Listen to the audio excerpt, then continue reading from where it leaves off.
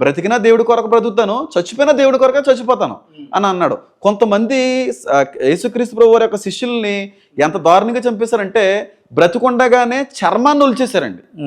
అంటే చికెన్ని చూడండి, స్కిన్లెస్ తీసినప్పుడు ఆ స్కిన్ ఎలా పీల్ చేస్తారండి, బ్రతికుండగా చర్మాన్ని ఒలిచేసేవారండి. బ్రతికుండగా.